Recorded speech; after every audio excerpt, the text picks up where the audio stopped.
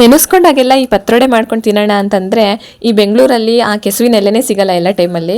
ಅದಕ್ಕೆ ನಾನೇನು ಮಾಡ್ತೀನಿ ಅಂತಂದರೆ ಆ ಪತ್ರೊಡೆ ಎಲೆ ಬದಲಾಗಿ ಪಾಲಕ್ ಸೊಪ್ಪು, ಮೆಂತೆ, ಸಬ್ಬಸ್ಗೆ ಈ ಥರದನ್ನ ಸಬ್ಸ್ಟಿಟ್ಯೂಟ್ ಮಾಡ್ಕೊಂಡು ಮಾಡ್ಕೊತೀನಿ. ರುಚಿ ಮಾತ್ರ ಹಾಗೆ ಇರುತ್ತೆ. ಫಸ್ಟ್ ಒಂದು ಮಿಕ್ಸರ್ ಜಾರ್ಗೆ ಒಂದು ಗ್ಲಾಸ್ ಅಷ್ಟು ನೆನೆಸಿರೋ ಅಕ್ಕಿನ ಹಾಕಿ ಅದಕ್ಕೊಂದು 4 ಸ್ಪೂನ್ ಧನಿಯಾ ಬೀಜ, 2 ಸ್ಪೂನ್ ಜೀರಿಗೆ, ಸ್ವಲ್ಪ ಹುಣಸೆಹಣ್ಣು, ಅರಶಿನ, ಹಾಗೆ ಹುರಿದಿರೋ ಅಂತ ಒಂದು ಬ್ಯಾಡಗಿ ಮೆಣಸಿನಕಾಯಿ ಒಂದು 8ರಿಂದ 10, 1 ಸ್ಪೂನ್ ಅಷ್ಟು ಕಲ್ಲುಪ್ಪು ಹಾಕಿ ಒಂದು ಸ್ವಲ್ಪ ನೀರು ಹಾಕಿ ಗಟ್ಟಿಗೆ ರುಬ್ಕೋಬೇಕು. ತುಂಬಾ ನುಣ್ಣಗಾಗಬೇಕು ಅಂತ ಏನಿಲ್ಲ. ಆ ರುಬ್ಬಿರೋ ಮಿಶ್ರಣಕ್ಕೆ ಕಟ್ ಮಾಡಿರುವಂತಹ ಪಾಲಕ್ ಸೊಪ್ಪು ಮತ್ತೆ ಮೆಂತೆ ಸೊಪ್ಪು ಹಾಕಿ ಚೆನ್ನಾಗಿ ಕಲಸಿ ಇಡ್ಲಿ ಪ್ಲೇಟ್ಗೆಲ್ಲ ಒಂದ್ ಸ್ವಲ್ಪ ಎಣ್ಣೆ ಸವರಿ ಈ ಹಿಟ್ಟನ್ನೆಲ್ಲ ಅದಕ್ಕೆ ಫಿಲ್ ಮಾಡಿ ಒಂದು 15 ನಿಮಿಷ ಇಡ್ಲಿ ಪಾತ್ರೆಯಲ್ಲಿ ಹಬೆಲ್ ಬೇಯಿಸ್ಕೊಬೇಕು.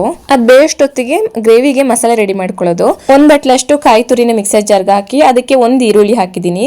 ಹಾಗೆ ಒಂದ್ ಸ್ವಲ್ಪ ಜೀರಿಗೆ, 2 ಸ್ಪೂನ್ ಅಷ್ಟು ಖಾರದ ಪುಡಿ ಹಾಕೊಂಡು ಸ್ವಲ್ಪ ನೀರ್ ಹಾಕಿ ನುಣ್ಣಗೆ ರುಬ್ಕೊಳ್ಳೋದು. ನಂತರ ಬೆಂದಿರೋ ಇಡ್ಲಿಗಳನ್ನೆಲ್ಲ ಒಂದು ಮೀಡಿಯಂ ಸೈಜ್ ಅಲ್ಲಿ ಅಂದ್ರೆ 1 ಇಡ್ಲಿ 4 ಭಾಗ ತರ ಕಟ್ ಮಾಡ್ಕೊಬೇಕು. ಆಮೇಲೆ ಒಂದು ಪಾತ್ರೆಗೆ ಎಣ್ಣೆ ಹಾಕಿ ಒಂದ್ ಸ್ವಲ್ಪ ಸಾಸಿವೆ, ಕರ್ಬೇವಿನ ಸೊಪ್ಪು, ಈರುಳ್ಳಿ ಹಾಕಿ ಚೆನ್ನಾಗಿ ಕೆಂಪಾಗಿ ಫ್ರೈ ಮಾಡ್ಬಿಟ್ಟು ಈ ರುಬ್ಬಿರ್ತೀವಲ್ಲ ಮಸಾಲೆ ಅದನ್ನು ಹಾಕಿ ಚೆನ್ನಾಗಿ ಫ್ರೈ ಮಾಡ್ಕೊಬೇಕು.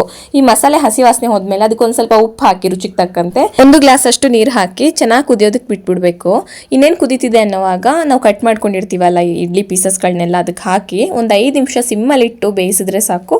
ಈ ರುಚಿಯಾದ ಪತ್ರೊಡೆ ಗಸಿ ರೆಡಿ ಆಗುತ್ತೆ. ನಮ್ ಕಡೆ ಇದನ್ನ ಪತ್ರೊಡೆ ಗಸಿ ಅಂತಾರೆ, ಕೆಸುವಿನ ಎಲೆಯಲ್ಲಿ ಮಾಡ್ತಾರೆ. ಇಲ್ಲಿ ನಮ್ಗೆ ಕೆಸುವಿನ ಎಲೆ ಎಲ್ಲ ಟೈಮಲ್ಲೂ ಸಿಗಲ್ವಲ್ಲ, ಅದಕ್ಕೆ ನಾನು ಈ ತರ ಮಾಡ್ಕೋತೀನಿ. ಟೇಸ್ಟ್ ಅಲ್ಲಿ ಮಾತ್ರ ಕಾಂಪ್ರಮೈಸ್ ಇಲ್ಲ, ಅಷ್ಟು ರುಚಿಯಾಗಿರುತ್ತೆ. ಸ್ವಲ್ಪ ಕೆಲಸ ಜಾಸ್ತಿ ಅನ್ಸಿದ್ರು ಪ್ಲೇಟಲ್ಲಿ ಹಾಕೊಂಡು ತಿನ್ಬೇಕಾದ್ರೆ ಫೈನಲ್ ಆಗಿ ಎಷ್ಟು ಸಂತೃಪ್ತಿ ಆಗುತ್ತೆ. ಇಷ್ಟ ಆದ್ರೆ ನೀವು ಒಂದ್ಸಲ ಟ್ರೈ ಮಾಡಿ. Thank you.